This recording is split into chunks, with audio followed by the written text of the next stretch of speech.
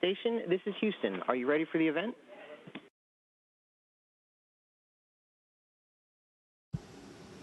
Houston, this is the International Space Station. I am ready. Libby Casey, this is Mission Control Houston. Please call station for a voice check. An assessment that is only focusing that discrete piece of knowledge acquisition, then we're going to get those kind of culture where students are schooling rather than learning at school. So I invite all of you to think about what kind of system and structure that we're building so that we can invite the proper behaviors from our future generation. Thank you. Unfortunately, we're just out of time, but we'll have to wrap it there. Thank you, Mackenzie Price and Kip Glazer, and for being here. Thank you.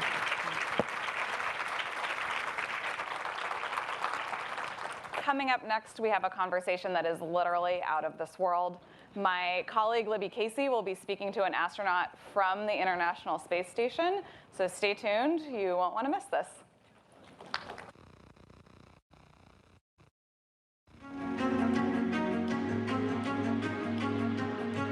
In many ways, I think trying to explore space generates solutions to problems that we didn't even know we had.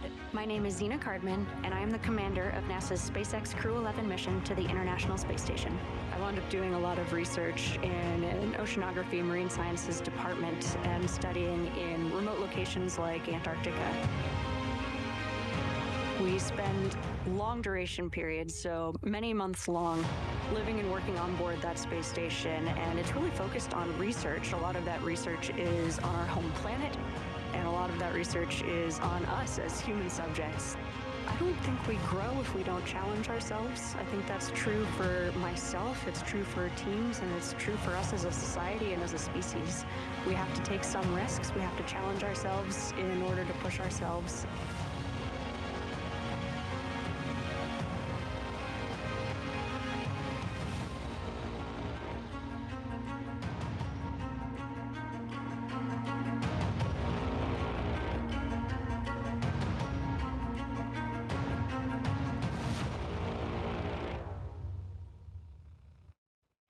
Hi, I'm Libby Casey, senior news anchor here at the Washington Post, and I am so excited for our next guest to join us. This is a first for me because our remote guest is joining us from the International Space Station.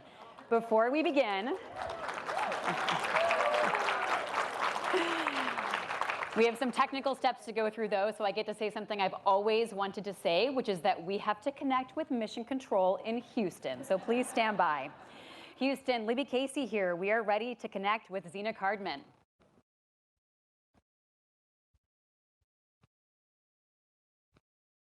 You know, guys, I didn't get to do my thing with Houston, but we've bypassed Houston and we've got Zena. Zena, hello. Libby Casey here from the Washington Post. Hi, Libby. Welcome aboard the International Space Station. It's great to be speaking with you.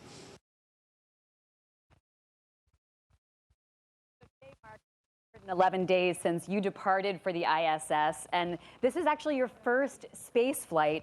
What surprised you the most about being in space?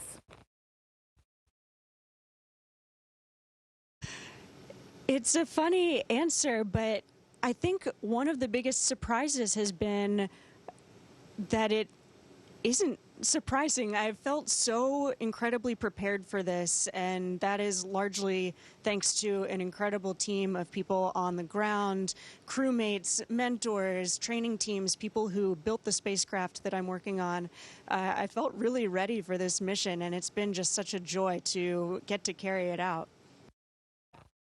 What made you realize that you wanted to become an astronaut? We saw in the intro video that you're a researcher. You have a long career working in places like the Canadian Arctic, Antarctica. What made you want to do this?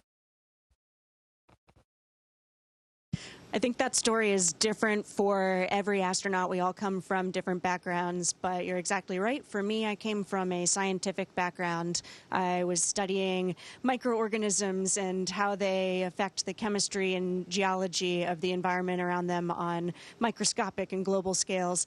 And I loved that research, but as I grew in my career, I also grew to love the operational side of what I was doing. How do you take a team of people out into the field and and go collect samples, maybe when the experts are not actually in the field with you, and how do you do that together in a really challenging environment and then come back and call it mission success? And I really started to get interested in the NASA mission set when I was a student. I was actually a graduate student when I was selected to become an astronaut, and I feel very grateful that I get to apply those skills here with the NASA mission. You were selected from 18,000 applicants. What do you think set your application apart or made people believe that you could do this, that you had the skills it would take to do this? The longer I have been on the other side of that, the more I realize there's a lot of luck involved. I can't say exactly what it was for me, but I know for all of us who are currently in the NASA Astronaut Corps, we are all not only experts in the field that we came from, but we're expertly flexible. We can learn a lot of different things, and we love working in groups, working in teams. I feel really lucky that I had a lot of very diverse experiences when I was a student, and so I could not only do the research, but I'm happy to repair the toilet as well.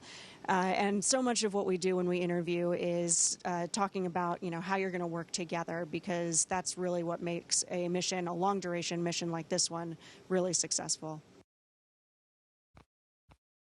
The International Space Station is known for having this diverse international team. How do you build trust with your teammates? We spend a long time together training on the ground before we ever fly. And so in a lot of ways that just happens naturally. We spend months once we're assigned to a mission training in Houston at the Johnson Space Center, and also with our international partners across the world in Japan, in Germany, in Russia.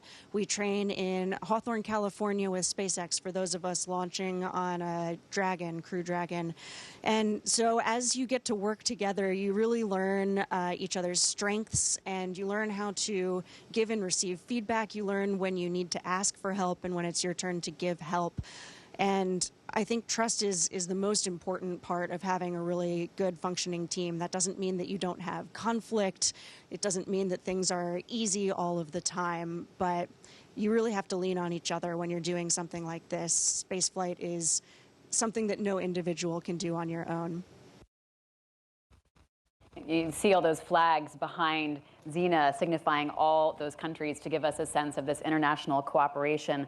Well, Zena is the commander of this specific mission to the ISS. So, Zena, I was fascinated to learn that a large part of this is studying the human body and how it adapts, what it takes to do deep space missions. What sorts of experiments are you all working on? And do you get to figure out the results? Like, are you just putting things in a test tube and putting them aside, or are you getting to learn something in real time? Yeah, it's a really interesting question. We do get to see results real time. Some of it is just because we're naturally interested, and so we love speaking with the teams at home.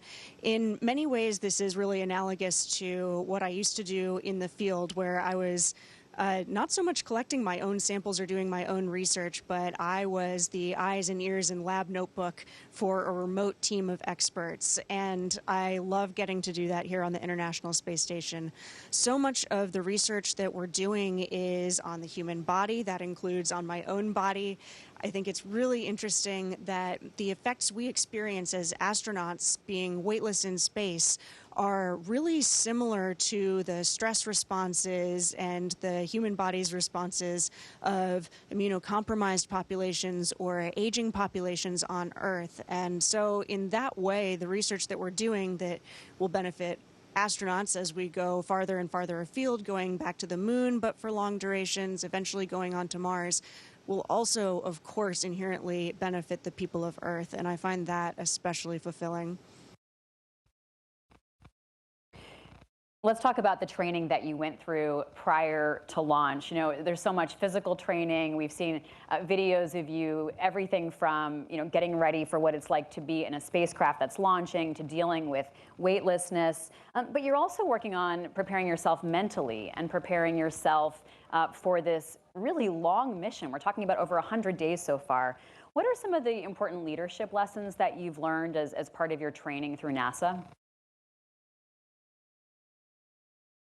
Yeah, I think there are so many different styles of leadership. And first and foremost, you have to be a good teammate and a good follower. And I think naturally becoming a better leader follows from that. We need different styles of leadership at different times. Sometimes the situation is time critical and you have to be a very assertive decision maker. But most of the time we're in a much more collaborative setting. And so I think being really successful in a long duration mission like this is having mental resilience, knowing what is in your control, when to let go of things, and really having a lot of trust in your team. Sometimes that comes easily for me. Some days I really have to talk myself into it. I think my crew that's up here with me right now is really good about helping each other out in that way. We all have bad days, but we all are able to overcome that together and just really find joy in what we're doing and what we're doing together, especially. There's so much attention and investment being made right now on space travel, in particular, the potential for space tourism. Do you see this moment as the beginning of a new space age?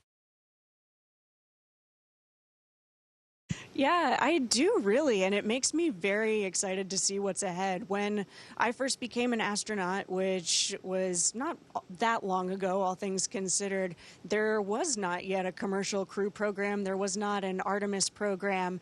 And just in the time that I have been an early career astronaut, we now have this new blossoming of space industry. There are now also multiple ways to become an astronaut. You don't need to be a government astronaut or a NASA astronaut. And I really am excited to see this frontier open for a lot more different, diverse types of people.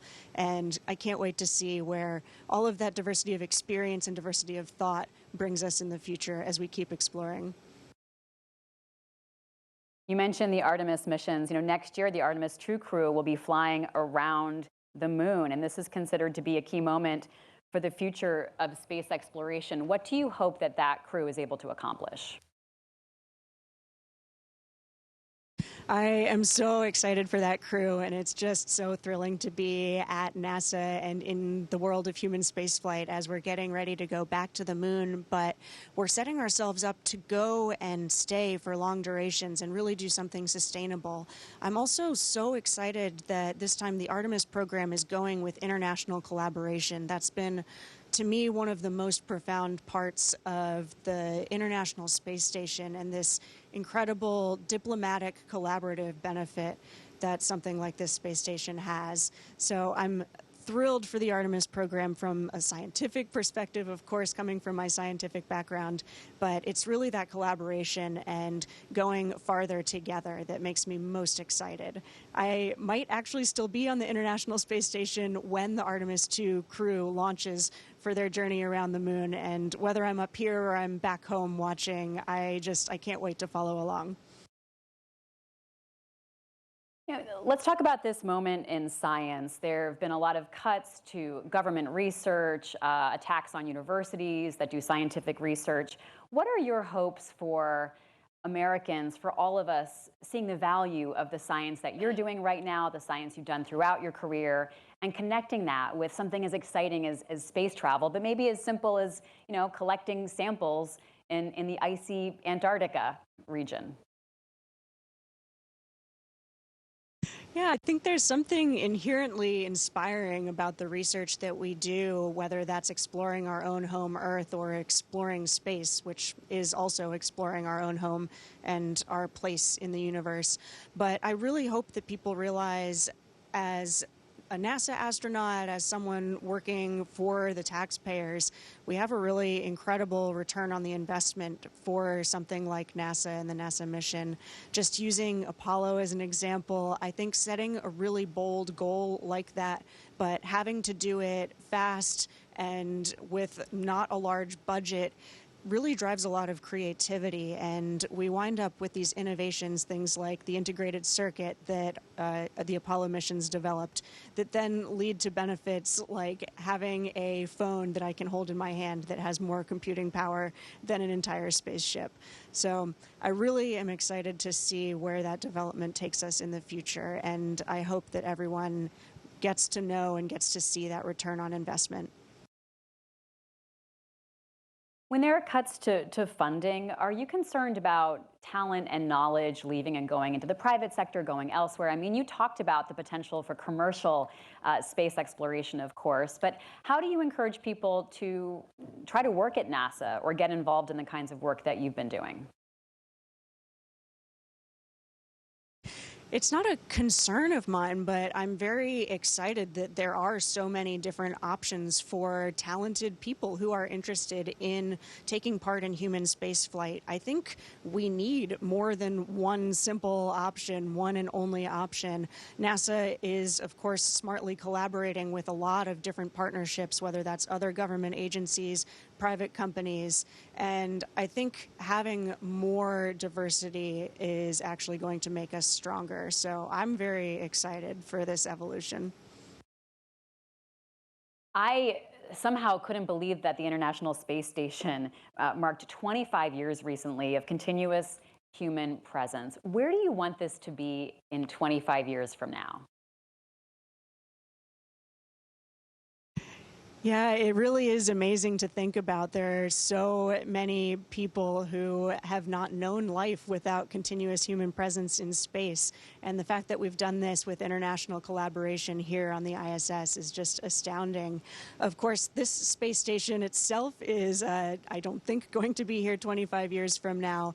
But I'm really, it's such an honor to take part in this groundwork that is laying the groundwork for those future space stations, whether those are in low Earth orbit or as we get ready to go back to the moon for longer and longer durations and eventually farther afield. Zena, you're talking to a packed room here at the Global Women's Summit, and I've seen a couple audience members even tearing up when we first connected with you. Just, it's really exciting for a lot of us to see you and hear about the work that you're doing as a commander of this mission on the ISS. Tell us about the rest of your day, and they're on Greenwich Mean Time. I had to figure this out, right? Like, what time is it where Zena is? It's like, I think about 4 o'clock. Like, what, from the mundane to the profound? I mean, tell us about literally what you're doing today, but also some of the moments that make you stop and just sort of pinch yourself that you're where you are right now. Yeah, it's funny that you say that. I think one of my favorite things about being on the space station is that contrast between the mundane and the profound. When we first started this conversation, we were, I think, just flying over the southern tip of South America, and now we're about to cross over Europe. It's wild to be up here seeing 16 sunrises and sunsets every day. I am just dazzled and humbled every time I look out the window. But then literally right before we started this conversation, I was working on fixing the toilet. We were doing some maintenance, and so the whole team was involved. It was all hands on deck today, fixing some plumbing that is actually going to our treadmill. But in order to access that, we had to remove the toilet stall and put it back, and it's been a whole day affair. So that's what I was doing right before we started speaking. Incredible.